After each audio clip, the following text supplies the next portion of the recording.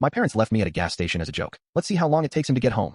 I never went back. 20 years later, they finally found me. This morning, 39 missed calls. I never thought I'd be sharing this story, but after seeing a TikTok about parents teaching their kids lessons, something in me just snapped. I'm 36 now, but I can still smell the gasoline and feel the hot summer air from that day 20 years ago. My parents, Gerald and Denise, were what you'd call tough love enthusiasts. Growing up, everything was a life lesson or a character-building exercise. They'd do things like wake me up at 3 a.m. to mow the lawn because I forgot to do it the day before, or make me walk to school in the rain when I missed the bus, even though Mom was heading that direction anyway. That July morning started like any other summer day. We were driving back from visiting my sister Sabrina at college, about 4 hours from home. I was in the back seat, half asleep, listening to my iPod. Yeah, dating myself here.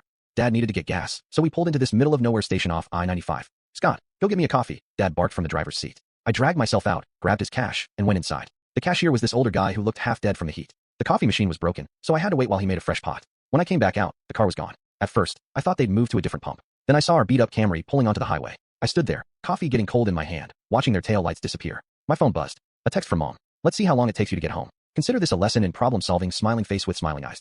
I tried calling. Straight to voicemail. Every time. About 20 minutes later, Mom sent another text. Don't bother calling. Your father says you need to figure this out yourself. See you when you make it home. Here's the thing. This wasn't even the worst thing they'd done. 2 years earlier, they locked me out of the house in February because I got a C+ in chemistry. Maybe a night in the cold will help you focus on your studies. That time, I broke into our garage and slept there. They were pissed about the broken window and made me pay for it with my McDonald's money. Standing there at that gas station, something just clicked. Or maybe broke. I looked at that coffee in my hand, still steaming, and realized I was done. Just done. I had about $140 saved from my summer job at the local pool. My backpack was in the car, but I had my wallet and iPod. I went back inside and asked the cashier where the nearest bus station was. About 2 miles that way, he said, pointing. You okay, kid? Yeah, I said. Just need to make a call first. I called my Aunt Lola, Mom's sister, who they'd stopped talking to years ago because she enabled bad behavior by buying me a phone when they took mine away. She picked up on the second ring. They left you where?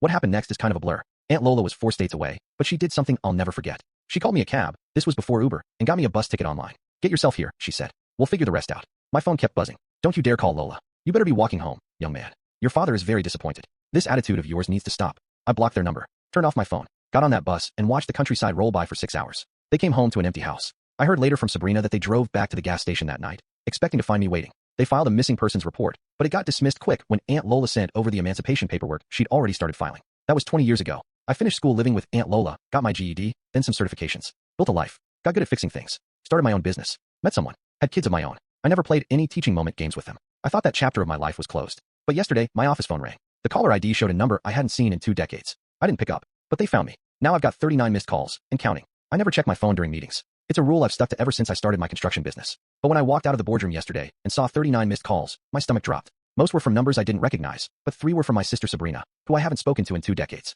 For those who missed my first post, quick recap. When I was 16, my parents, Gerald and Denise, left me at a gas station as a joke to teach me independence. Instead of going home, I took a bus to my aunt's place 2 states away and never looked back. Built my own life. Started a construction company. 20 years of blessed silence. Until yesterday. The first voicemail was Sabrina, crying. Scott, please pick up. Mom and Dad found you. They're spiraling. Just call me back, okay? Not them me. My coffee went cold as I listened to the rest. Most were from my parents, alternating between guilt-tripping and demanding I answer. Your mother is sick. How dare you abandon your family? We made one mistake. One voicemail had my dad slurring. You think you're better than us, with your fancy business? We made you who you are. You owe us. I sat in my truck for a long time, watching my phone blow up with more calls. Finally, I texted Sabrina. Meeting tomorrow. Denny's on 5th, 7 a.m. Come alone or don't come. She showed up looking exactly like I remembered, just older. Same nervous habit of shredding napkins. They're losing the house, she blurted before even sitting down. Dad's been gambling. Mom's maxed out their cards. They found your company website, and they want money. I didn't flinch. The waitress brought coffee. I added cream. My hands didn't shake.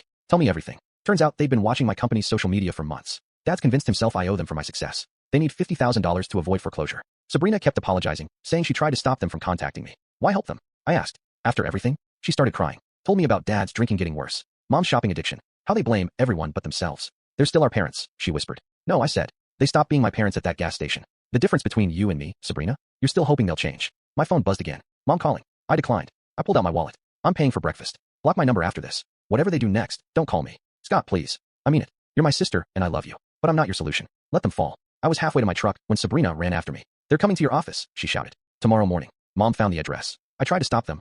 I swear. I just nodded. Good. Let them come. I got back to my office. 27 new messages. Apparently, they're telling the whole family I'm a heartless son who abandoned them and now refuses to help in their time of need. Classic narcissist playbook. But here's what they don't know. I've spent the last 24 hours making calls of my own. Turns out their mortgage is owned by a bank I've worked with. They're 3 months behind on payments. Foreclosure has already started. Tomorrow morning, they'll walk into my office thinking they have leverage, thinking they can shame me, manipulate me, force me to be their retirement plan. They have no idea what's coming. I've scheduled a meeting with my lawyer first thing. By the time they arrive, everything will be in place. They want to see what I've made of myself. Fine. Let them see. Let them see exactly who their son became. And what happens when you push someone too far. I'm not that scared 16-year-old anymore. I'm not running. And I'm done playing nice. Update tomorrow after they show up. Something tells me it's going to be a hell of a show. Edit. For those asking. Yes, I'm recording everything. Yes, I have security. No, I won't back down. They made their choice 20 years ago. Now it's my turn.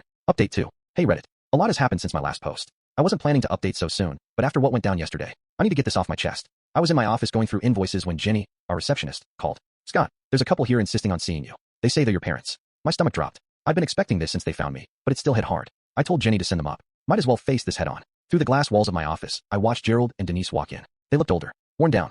Dad's trademark mustache was gray now. Mom's dyed blonde hair couldn't hide the deep wrinkles around her eyes. They were wearing their Sunday best, same cheap dress Mom wore to church, and Dad's ancient brown suit that never fit right. The moment they walked in, Mom burst into tears. Not the quiet kind, full-on theatrical sobbing. My baby boy, look at you, all grown up. She tried to hug me. I stepped back. Let's keep this professional, I said, gesturing to the chairs. What do you want? Dad puffed up like he always did when he was about to start preaching. Now, son, is that any way to talk to your mother after all these years?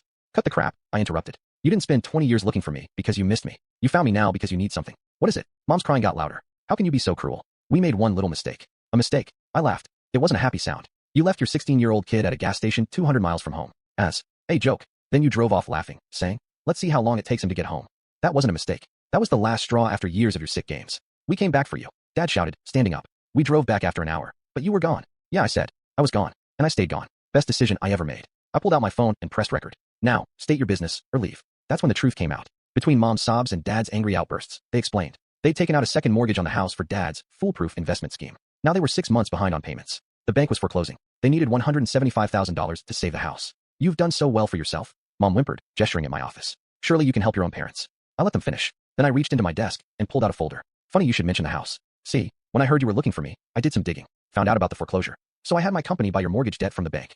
The silence was beautiful. Their faces went from confusion, to shock, to fear. What does that mean? Dad asked, his voice suddenly small. It means you have 30 days to vacate the property. My company acquired it legally at auction last week. We're demolishing it for a new development project. Mom started wailing. Dad's face turned purple. You can't do this. That's our home. Like the gas station was my home. At least I'm giving you 30 days. You gave me 30 seconds. Dad lunged across the desk. I stood my ground. Security rushed in. I'd had them on standby. As they dragged my parents out, Mom screamed that I was evil, that I'd rot in hell. Dad threatened lawsuits. I just watched through the glass, still recording everything. Then a text from Sabrina. They just called me crying. What did you do? I typed back. What they taught me to do, look out for myself. I've spent 20 years building myself up from nothing. Now I'm going to use everything I've learned to tear down the house that was never really a home. Demolition starts next month. I'll update when it's done. First, thank you all for the support on my previous posts. Never thought my story would get this much attention. What happened in the last few days? Let's just say karma finally caught up with them. After I bought their house at auction, legally, through my company, my parents Gerald and Denise completely lost it. They started calling every relative, telling them how their ungrateful son was throwing them out on the street. Thing is, they didn't expect me to have proof of everything. Remember those old Nokia phones that could record calls? I kept one from back then, had their prank recorded. Them laughing as they drove away. Let's see how long it takes him to get home. Kept it all these years. Also had a folder full of old birthday cards with lovely messages like, maybe if you weren't such a disappointment. Saved up 20 years of documented emotional abuse, all neatly organized. Yesterday morning, I mass emailed everything to the entire family. Every single relative got to hear that recording. See those cards. Read the text messages. By noon, Sabrina called me crying. Turns out dear old Mom and Dad had told everyone I ran away because I was on drugs. Classic. But here's where it gets good. Remember how I said I was going to demolish their house? Well, I did. Had the permits ready. Everything approved. I called them and told them to come watch. They showed up, with Aunt Lola, Mom's sister, thinking she'd talk some sense into me. Instead, they got front row seats to watch their precious house get torn down. Mom was screaming about her garden. Dad was threatening to sue. With what money, Gerald? I stood there, drinking coffee, watching them lose it. 20 years of their abuse, gone in 2 hours. The look on their faces when the bulldozer crushed Mom's prize-winning rose garden? Priceless. But I wasn't done. See, that land is actually in a decent location. Instead of building some fancy development, I'm building affordable housing. 20 units. Reasonable rent. Priority given to single parents and their kids. Already got the plans approved. Best part? I'm naming it Annabelle Haven, after my aunt who took me in when I was 16. She passed away last year, but she'd love knowing her name is on something helping people escape bad situations. Mom and Dad tried to rally the neighbors against me. Showed them childhood photos of our happy family. Too bad the neighbors remembered the truth. One of them, Mrs. Henderson, even came up and hugged me. I always regretted not calling CPS. This morning was the final showdown. They came to my office again. This time, humble. Sorry. Dad actually cried. Mom promised she'd forgive me if I just helped them out. I let them talk for 10 minutes straight. Then I handed them a rental application for one of the new units. You're welcome to apply, just like anyone else. But you'll need references and a clean credit check. Their faces? Man, I wish I had a picture. But we're your parents.